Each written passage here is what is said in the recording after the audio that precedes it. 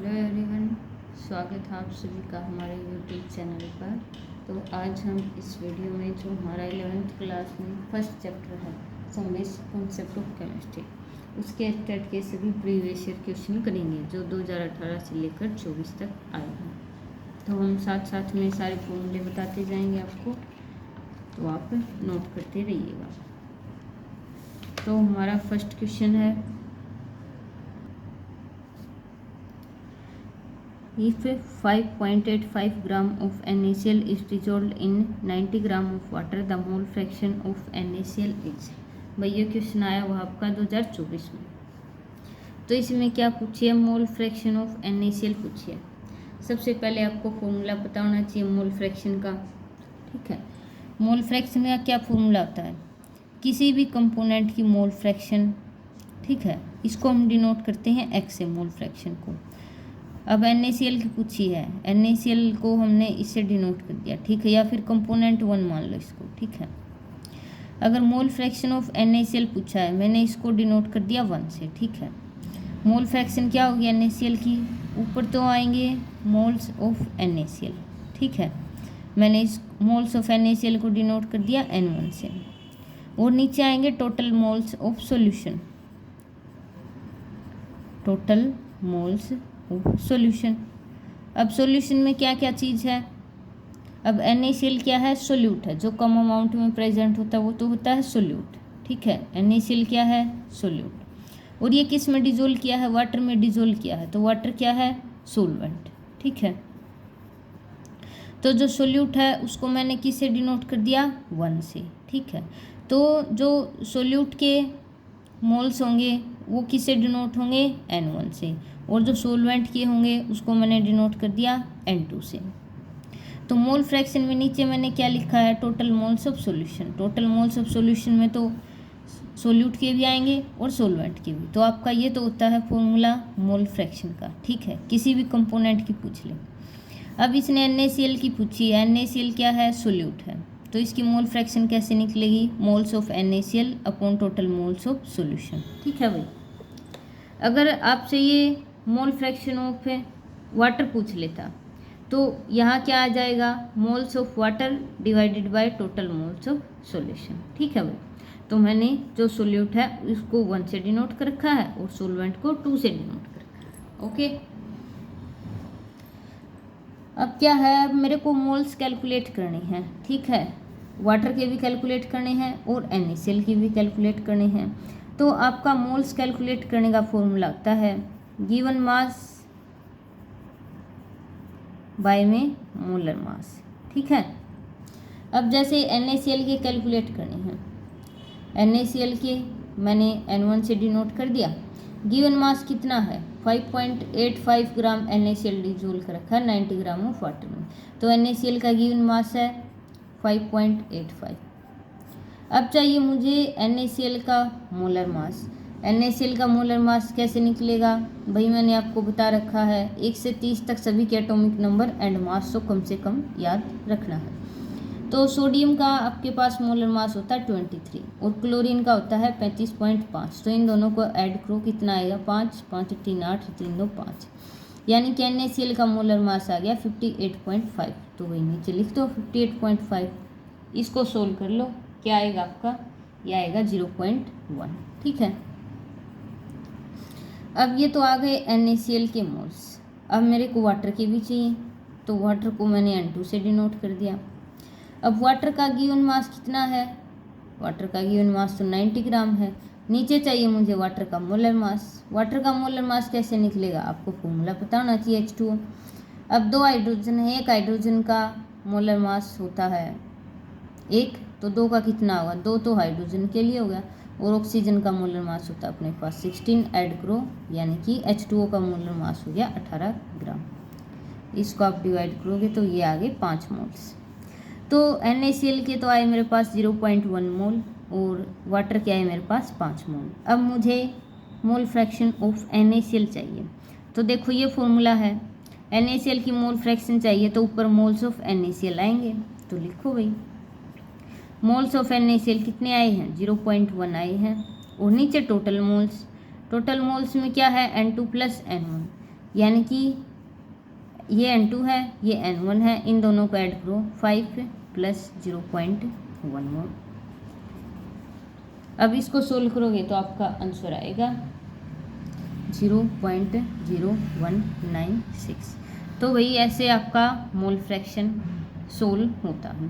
तो सबसे पहले तो आपको फॉर्मूला पता होना चाहिए कैसे है, और फिर आपसे ये मोल्स निकलवाता है, तो मोल्स कैलकुलेट करने के लिए फॉर्मूला पता होना चाहिए। मोल्स निकालो, इसमें बस वैल्यू पुट करो, आपका आंसर आ जाएगा। ठीक है, अब NaCl की मेरे पास x1 आ गई, NaCl की मोल फ्रैक्शन कितनी आ गई, इतनी आ गई।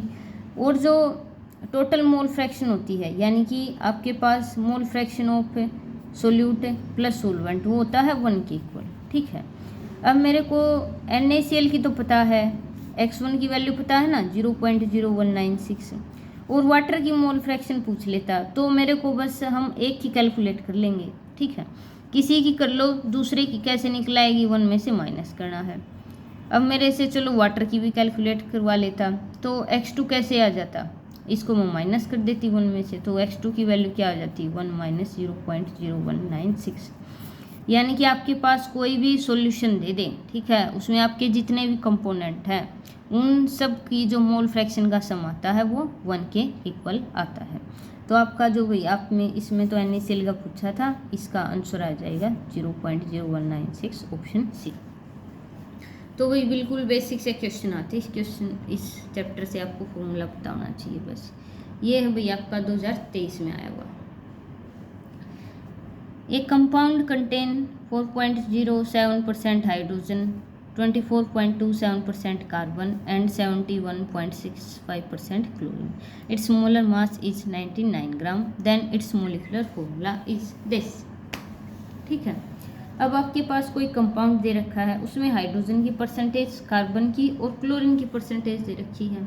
आपसे मोलिकुलर फॉर्मूला पूछा है, ठीक है, और मोलर मास दे रखा है, यानी कि आपके पास इनमें से कोई भी कंपाउंड आएगा उसका जो मोलर मास होगा वो 99 ग्राम होगा।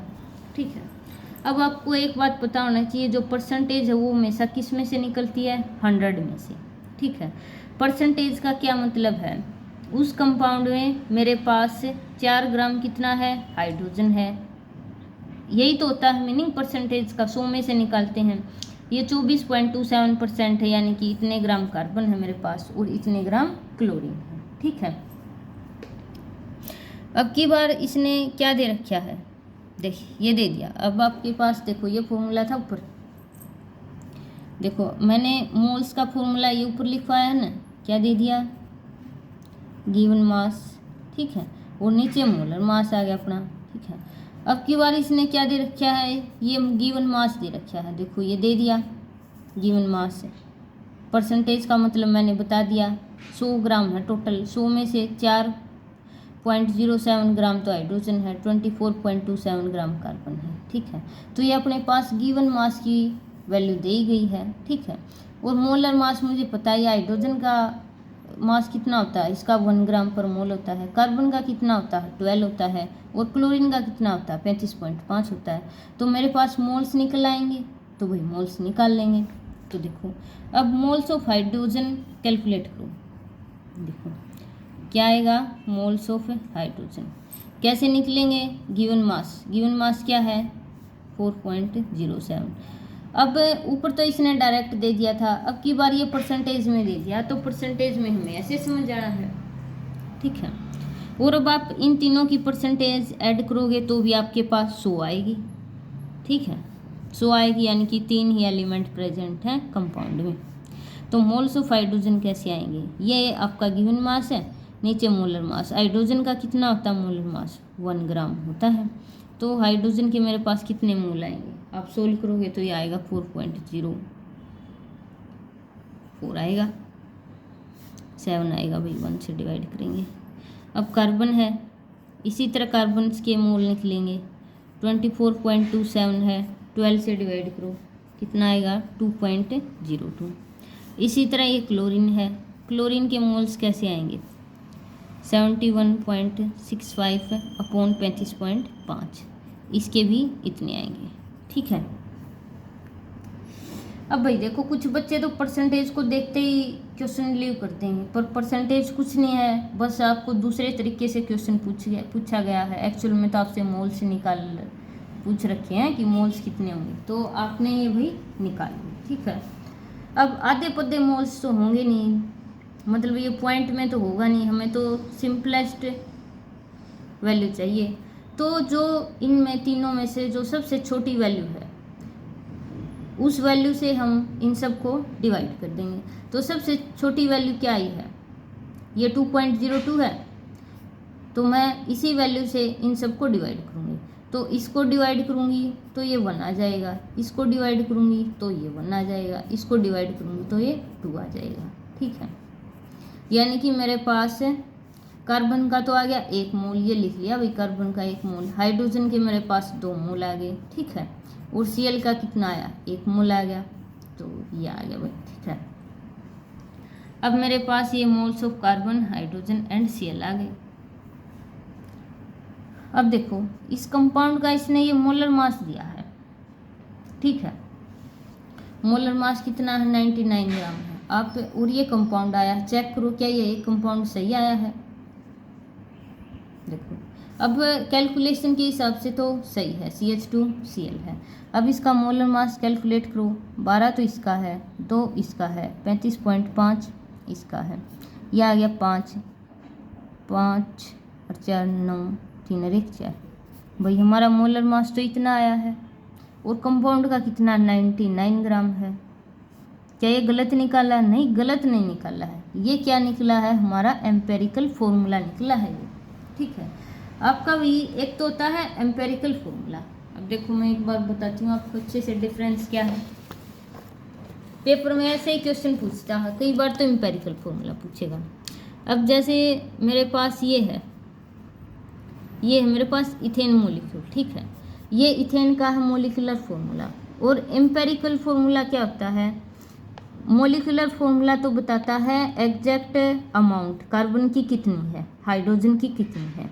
और आपका जो एम्पेरिकल फॉर्मूला आता है वो बताता है रेशो, यानी कि कार्बन एंड हाइड्रोजन का रेशो कितना है उस कंपाउंड के अंदर। अब देखो ये मोलिकुलर फॉर्मूला है, ये एग्जैक्ट बता रहा है कि कार्बन के 2 मोल हैं, हाइड्रोजन के 6 मोल हैं। एम्पेरिकल फॉर्मूला मैंने क्या बताया, रेशो बताएगा। अगर मैं इन दोनों का रेशो लूँ, रेशो कितना आएगा, रेशो तो ये आएगा।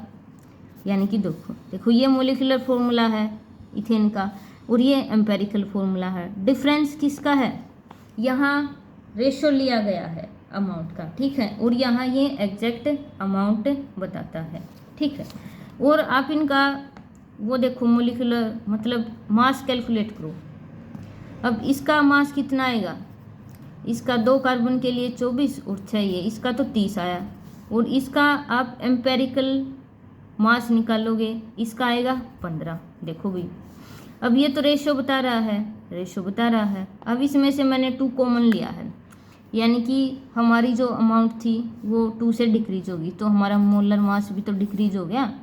अब ये तो अपना एम्पेरिकल फॉर्मूला है और ये मोलिकुलर फॉर्मूला है, दोनों का मास निकाला मैंने, ये 15 आया, ये 30 आया, ठीक है।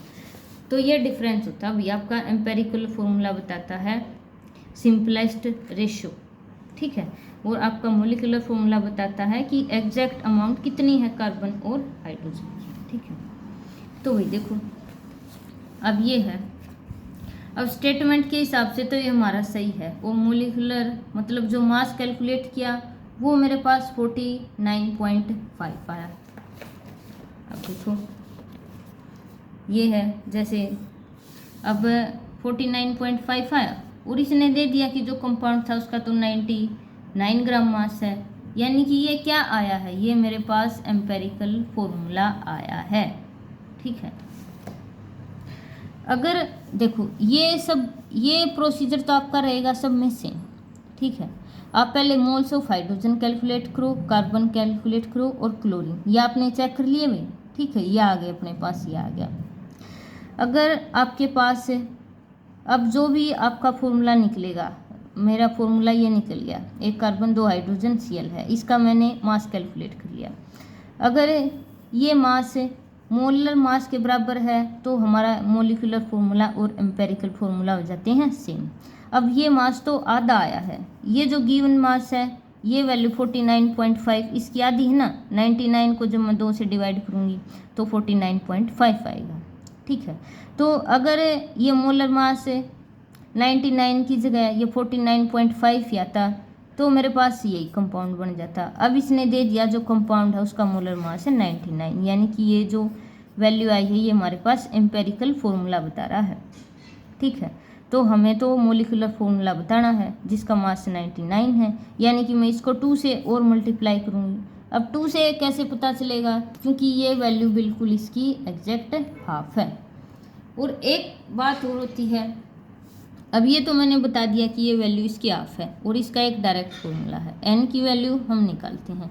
ऊपर तो होता है हमारा मोलिकुलर मास, ठीक है, यानी कि जो मोलिकुलर फॉर्मूला है उसका कितना मास है, और नीचे होता है empirical formula mass, empirical formula mass.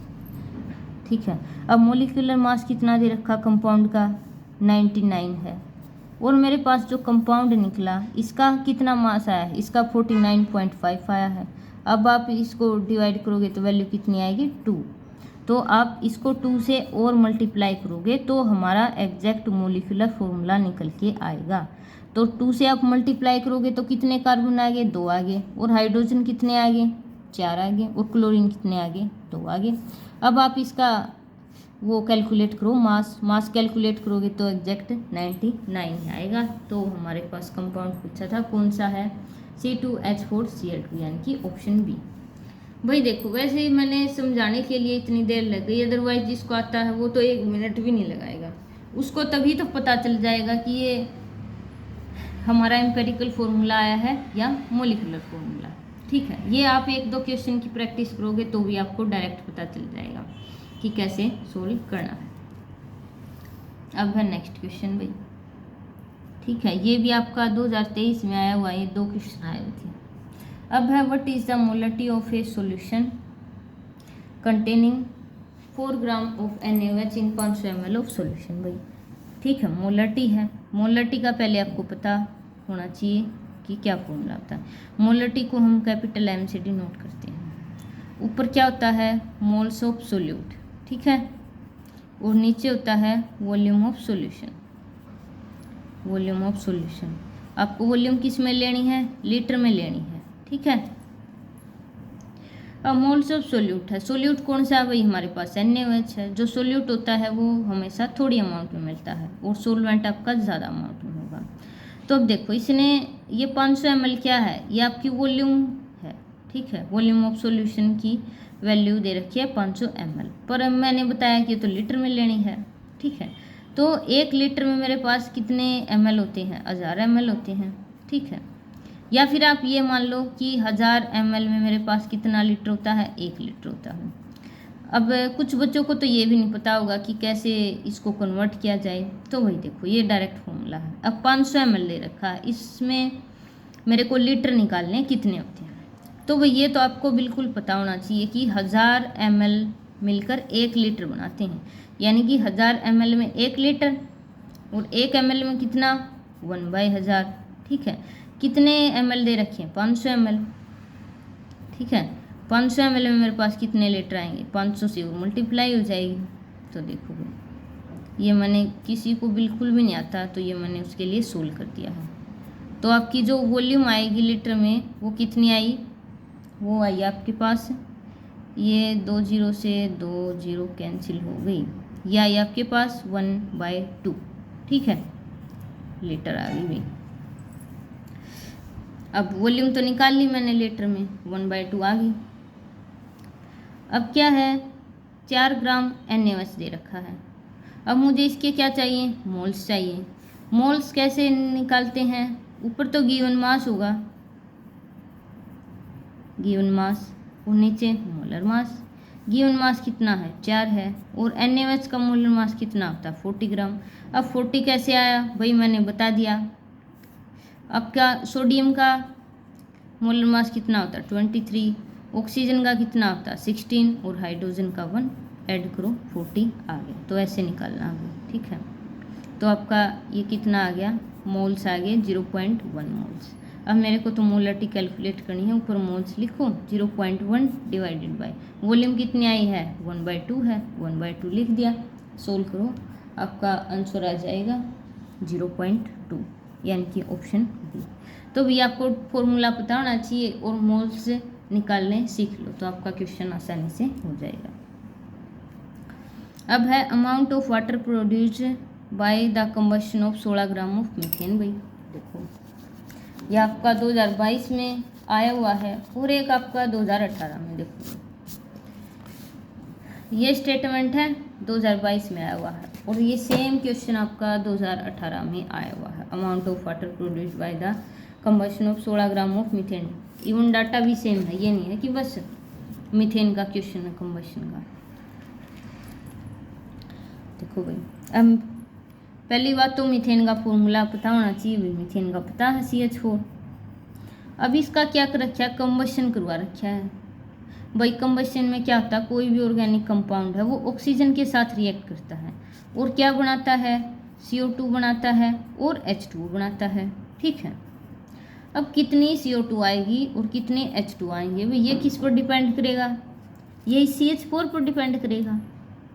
अब मैंने शुरू में एक CH4 का मोल लिया, अब इसमें एक कार्बन है, अब ये एक मोल ब्रंट होगा तो यहाँ एक कार्बन है तो आपका रिएक्टेंट में भी तो एक ही कार्बन आएगा। ठीक है, तो ये CO2 और H2O कितने आएंगे ये आपके रिएक्टेंट पर डिपेंड करेंगे। यही तो आपका होता है law of conservation of mass. क्या बोलता है law of conservation of mass, जितना मास रिएक्टेंट साइड होगा उतना ही प्रोडक्ट साइड होगा। ठीक है भाई, अब CH4 का मैंने एक मोल ले लिया, अब यहाँ एक कार्बन था तो यहाँ एक ही CO2 तो आएगी।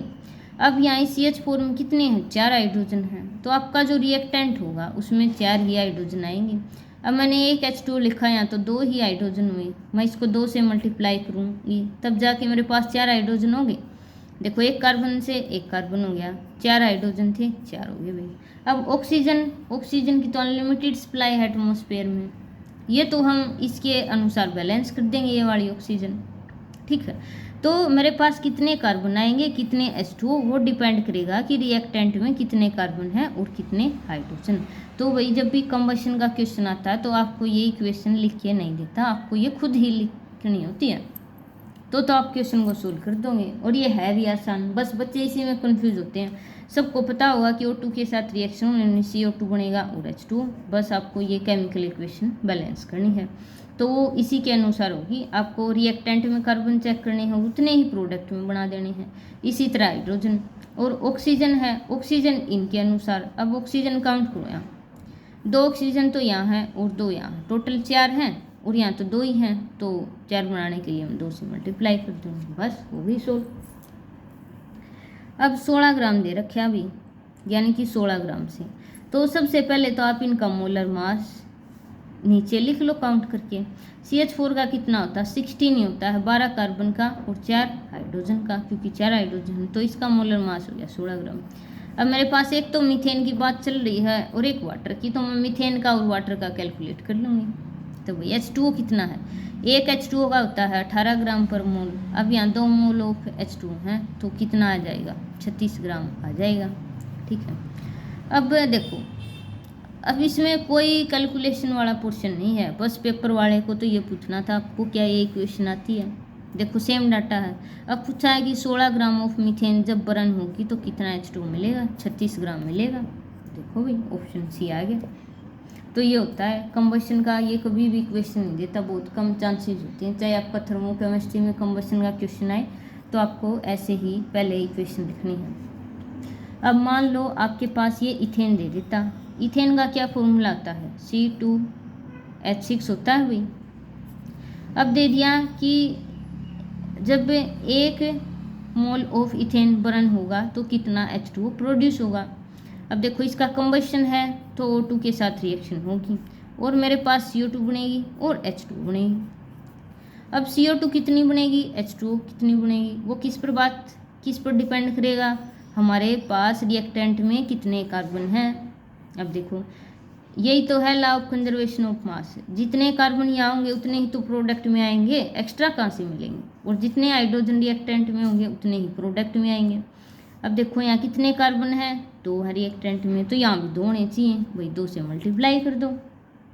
अब यहाँ 6 हाइड्रोजन है, यहाँ कितने, यहाँ तो 2 ही हैं, जब मैं 3 से मल्टीप्लाई करूँगी तो यहाँ भी हाइड्रोजन 6 हो जाएंगे, तो हो गए भी। देखो ये CO2 एंड H2O कितने प्रोड्यूस होंगे, किस पर डिपेंड करेगा, जो आपका रिएक्टेंट है, रिएक्टेंट में जो ऑर्गेनिक कंपाउंड दे रखा है कि इसका कंबशन करवाना है, तो उस पर डिपेंड करेगा। उसमें जितने कार्बन उतने ही आपके रिएक्टेंट में और उतने ही हाइड्रोजन आपके प्रोडक्ट में। तो भाई देखो हो गई बैलेंस। अब बची ऑक्सीजन। ऑक्सीजन कितनी है, 4 ऑक्सीजन तो यहाँ है और 3 यहाँ है, टोटल कितनी होगी 7 ऑक्सीजन, और यहाँ तो सिर्फ 2 ही है, मैं इसको 7/2 से मल्टीप्लाई कर दूंगी, 2 से 2 कैंसिल हो जाएगा, यहाँ भी 7 ऑक्सीजन, यहाँ भी 7 ऑक्सीजन। तो बस अब मेरे को ये दे देता कि C2H6 है, इसका मोलिकुलर फॉर्मूला कितना होता है 24, तो इसका हो जाएगा 6, इसका 30 ग्राम। अब मेरे को ये पूछ लेता कि 30 ग्राम ऑफ इथेन से कितना वाटर बनेगा, तो वही देखो 3 मोल ऑफ वाटर बन रहा है। अब एक H2O का मोलर मास कितना 18 है, 3 का कितना हो जाएगा 54 हो जाएगा। ठीक है, अगर मेरे पास ये 30 की जगह 50 दे देता, अगर 50 ग्राम इथेन से कितना वाटर मिलेगा, ठीक है, तो फिर भी इक्वेशन पहले यही लिखनी थी। अब मेरे को पता है 30 ग्राम से कितना मिल रहा है 54 ग्राम वाटर बन रहा है, 1 ग्राम से कितना बनेगा 54/30 ग्राम बनेगा। अब पेपर वाले ने दे दिया कि 50 ग्राम इथेन है, कितना वाटर बनेगा, तो 50 ग्राम से कितना बनेगा भाई, इसकी मल्टीप्लाई कर दो 54/30 × 50। ठीक है भाई, तो मेन बात ये है कि आपको ये इक्वेशन लिख के आनी है, ये पता होना चाहिए कि कैसे है। फिर आपका मोलर मास लिख दो, जिसके बारे में पूछा है, मीथेन का पूछा है, वाटर का पूछा है। अगर इथेन दे दे तो ऐसे लिखना, आपको इक्वेशन लिखो, मोलर मास लिखो, उसके बाद देखो कि कितने ग्राम से पूछ रखा है कि कितना वाटर प्रोड्यूस होगा। अगर एग्जैक्ट ये पूछ रखा है कि 30 से कितना प्रोड्यूस होगा, फिर तो सीधा सा है 54 है। अगर 30 की जगह कोई और अलग वैल्यू दे दे तो आपका ऐसे निकलना है। तो भाई ये था आपका क्वेश्चन, ये आपका 2018 में भी आया हुआ है।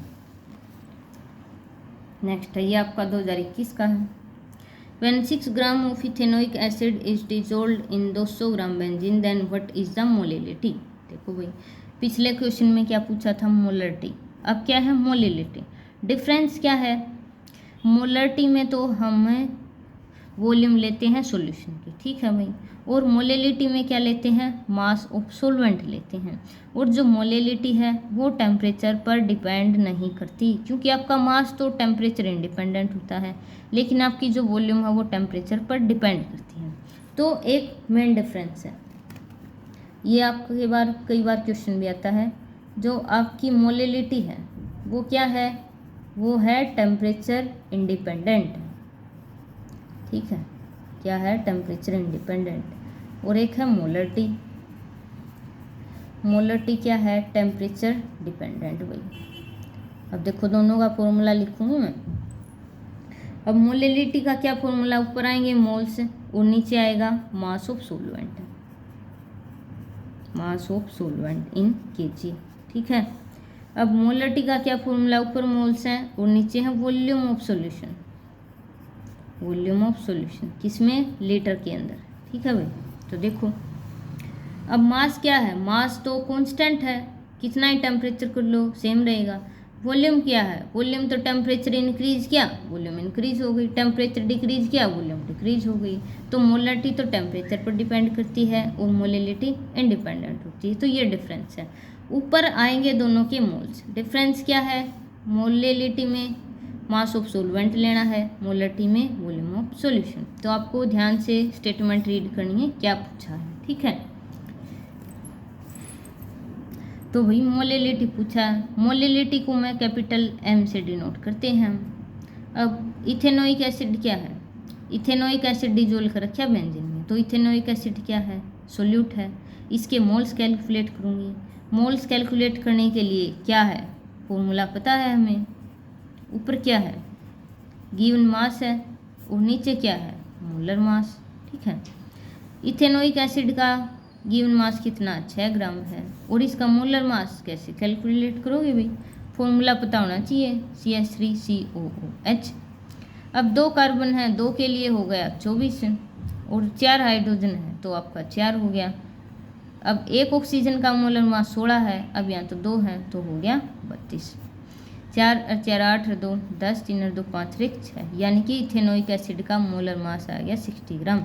तो आपको पेपर वाला सिर्फ गिवन मास देता है, मोलर मास आपको खुद कैलकुलेट करना है, इसीलिए कह रही थी मैं atomic number plus mass number 30 तक आपको याद रखना है।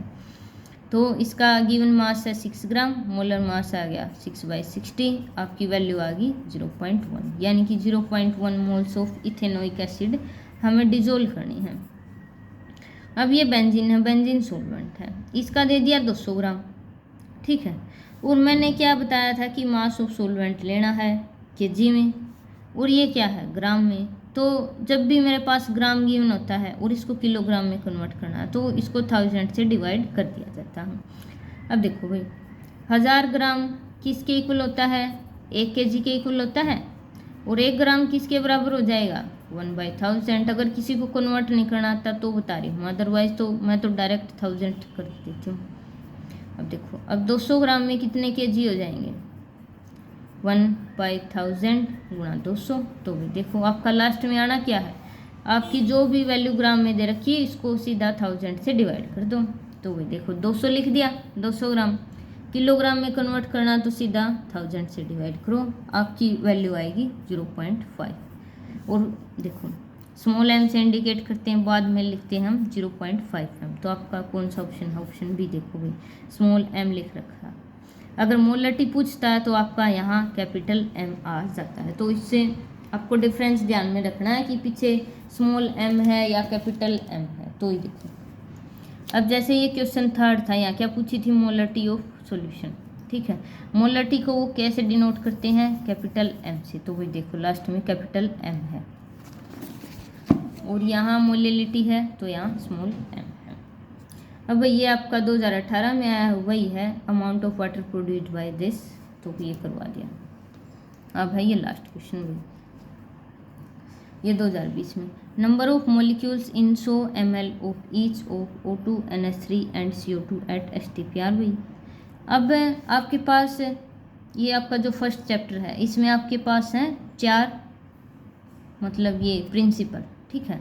एक तो यही है भाई law of conservation of mass, ठीक है, ये आपका वहाँ से डायरेक्ट से आया, यह तुम आपको कैलकुलेशन के हिसाब से भी बता दूंगी, और आपका ये डायरेक्ट एक मतलब प्रिंसिपल भी है। एक तो होता है law of conservation of mass, वो मैंने मीथेन के बारे में बताया, मीथेन का क्वेश्चन करवाया कंबसन का, क्या बोलता है कि जितना मास रिएक्टेंट साइड होगा उतना ही प्रोडक्ट साइड होगा, ठीक है। ये तो आपका है law of conservation of mass. और भाई आपका एक दूसरा लॉ होता है, ये होता है लॉ ऑफ डेफिनेट प्रोपोर्शन, ठीक है। ये क्या बोलता है, इन वैसे तो यहाँ से कोई क्वेश्चन नहीं आता भाई, ये जो प्रिंसिपल है, लेकिन आपको पता होना चाहिए। लॉ ऑफ डेफिनेट प्रोपोर्शन क्या होता है, मेरे पास एक तो H2O है, ये तो मेरे पास नेचुरली अकरिंग H2O है, और एक मैंने H2O बनाया लैब में, ठीक है भाई। ये तो मेरे पास वैसे जो कंबशन रिएक्शन हुई तो H2O बनाया है, और ये H2O मैंने बनाया लैब में, ठीक है ये भी H2O है, ये भी H2O। तो ये ला क्या कहता है, चाहे H2O हमारे पास नेचर में वैसे एग्जिस्ट करता हो या फिर हम इसे लैब में बनाएंगे, जो परसेंटेज कंपोजिशन है उसमें एलिमेंट की वो सेम रहेंगी, ठीक है। अब हाइड्रोजन यहाँ भी 2 हैं, हाइड्रोजन यहाँ भी 2 हैं, ऑक्सीजन 1 है, यहाँ भी ऑक्सीजन 1 है। हम H2O को कैसे ही बनाएं, जो परसेंटेज कंपोजिशन है वो उसकी सेम रहेगी, ठीक है। तो ये था लॉ ऑफ डेफिनेट प्रोपोर्शन। अब आपका तीसरा लॉ है, ये है law of multiple proportion, law of multiple proportion. अब आपको पता है H2O ऑक्सीजन के साथ कंबाइन कर क्या बनाती है, मतलब H2 O2 के साथ कंबाइन करती है, तो एक तो बनाती है आपके पास हाइड्रोजन, ठीक है, मतलब हाइड्रोजन क्या वाटर मॉलिक्यूल बनाती है। और एक दूसरा चांस क्या है, H2 ऑक्सीजन के साथ कंबाइन करती है तो आपके पास पेरोक्साइड भी बनाती है, ठीक है। तो देखो 2 चांसेज हैं, H2O2 के साथ कंबाइन करेगी H2O भी बना सकती है, H2O2 के साथ कंबाइन करेगी तो पेरोक्साइड भी बना सकती है, ठीक है। वो किस पर डिपेंड करेगा, वो आपकी ऑक्सीजन की अमाउंट पर डिपेंड कर रहा है। अब देखो हाइड्रोजन सेम है, यहाँ भी इसका 1 मोल है, यहाँ भी इसका 1 मोल है। डिफरेंस कितना है, यहाँ ऑक्सीजन का आधा मोल लिया है, यहाँ ऑक्सीजन का कितना मोल है, 1 मोल है। तो यानी कि एक एलिमेंट की वैल्यू तो है फिक्स और दूसरे की क्या है, दूसरे की कन्वर्ट कर रही है, तो उसे क्या हो रहा है, उसे हमारे पास 2 प्रोडक्ट बन रहे हैं। ठीक है, अब देखो अब इसका मास कितना है। अब मैंने 1 मोल ऑफ O2 ले लिया, इसका मास होता है 32 ग्राम। अगर 1/2 लगा दिया इसके आगे, इसका मास हो गया 16 ग्राम। तो वही देखो 1/2 O2 है, इसका मास है 16 ग्राम और इसका है 32 ग्राम। तो ये बोलता है कि एक एलिमेंट की वैल्यू तो है फिक्स और दूसरे एलिमेंट की वैल्यू जिसकी वेरी करती है, उन दोनों का जो रेशियो है, यानी कि 16 एंड 32 का रेशियो लेंगे तो वो हमारे पास एक सिंपलेस्ट रेशियो आता है, यानी कि 1:2। ये कभी भी फ्रैक्शन में नहीं आएगा। तो ये बोलता है law of multiple proportion. Multiple का क्या मतलब है, ये जो ऑक्सीजन है, ये जो रेशियो है, यहाँ 1:2 में आ सकता है, 1:3 में आ सकता है, 1:4 में आएगा, यानी कि आएगा इसका मल्टीपल ही, कभी भी फ्रैक्शन में नहीं आएगा।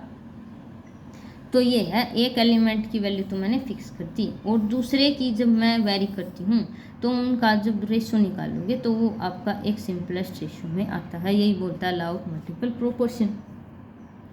और वही एक आपका लास्ट लॉ है, ये है एवोगाड्रो लॉ, और यही ये क्वेश्चन पूछ रहा है।